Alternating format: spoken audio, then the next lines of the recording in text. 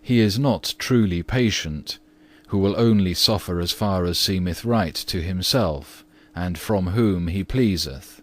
But the truly patient man considereth not by what man he is tried, whether by one above him, or by an equal or inferior, whether by a good and holy man, or a perverse and unworthy, but indifferently from every creature, whatsoever, or how often soever adversity happeneth to him, he gratefully accepteth all from the hand of God, and counteth it great gain. It is little which thou sufferest, in comparison with those who have suffered so many things, have been so strongly tempted, so grievously troubled, so many wise proved and tried. Thou hast not yet resisted unto blood. Hebrews 12, verse 4. Without striving, thou canst not win the crown of patience. If thou wilt not suffer, thou refusest to be crowned. Without labour, thou drawest not near to rest, nor without fighting comest thou to victory. O Lord, I still need more grace, if I would arrive where neither man nor any other creature may hinder me. O that I had wings like a dove, for then would I fly away and be at rest. What is more peaceful than the single eye, and what more free than he that desireth nothing upon earth? Therefore must a man rise above every creature, and perfectly forsake himself. Therefore few are found who give themselves to contemplation, because few know how to separate themselves entirely from perishing and created things. Great is the difference between a godly man, illuminated with wisdom, and a scholar learned in knowledge and given to books. Far nobler is that doctrine which floweth down from the divine fullness above, than that which is acquired laboriously by human study.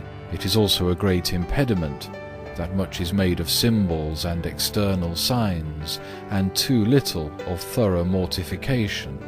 We demand how much a man hath done, but from how much virtue he acted is not so narrowly considered.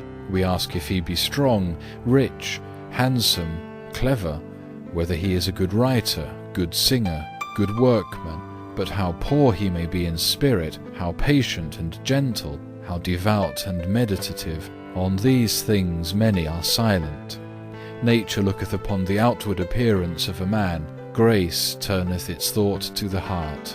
The former frequently judgeth amiss, the latter trusteth in God, that it may not be deceived. The selfish, the curious, the restless, those who ever seek after soft things, and not after the things of Jesus Christ, those who continually plan and devise that which will not stand. For whatsoever cometh not of God shall perish. Hold fast the short and complete saying, Renounce all things, and thou shalt find all things.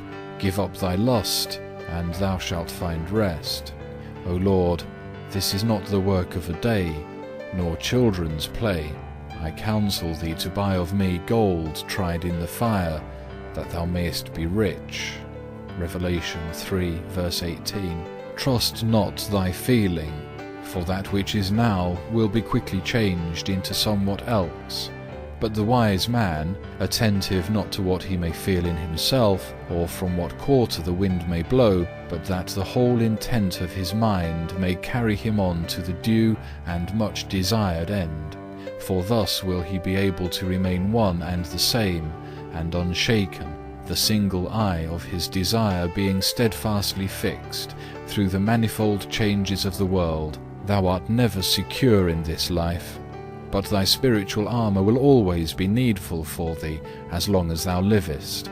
Thou dwellest among foes, and art attacked on the right hand and on the left. For to him that overcometh is the hidden manna given.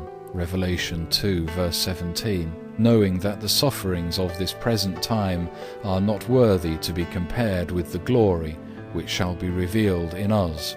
Romans 8, verse 17. Wouldst thou have that immediately, which many have hardly attained unto after many tears and hard labours. Wait for the Lord. Quit thyself like a man, and be strong. Be not faint-hearted, but constantly devote thy body and soul to the glory of God.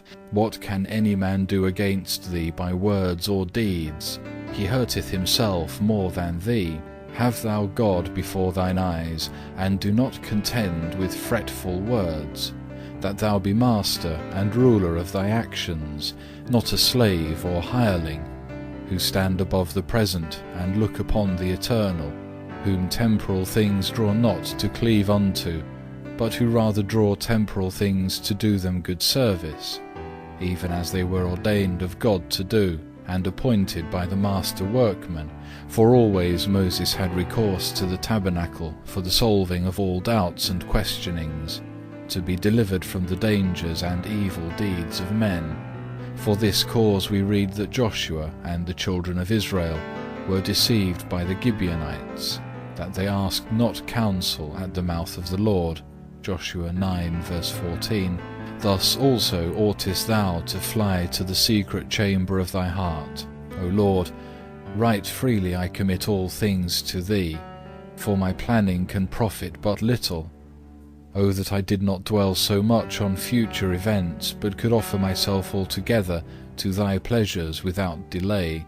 A man often striveth vehemently after somewhat which he desireth, but when he hath obtained it, he beginneth to be of another mind, because his affections towards it are not lasting, but rather rush on from one thing to another. The true progress of man lieth in self-denial. Watch and pray, saith the Lord, lest ye enter into temptation.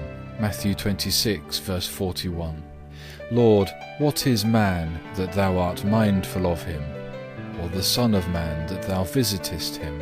Psalm 8 verse 4. Let thy name, not mine, be praised.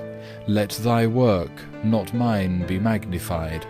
Let thy holy name be blessed. But to me let naught be given of the praises of men. Thou art my glory.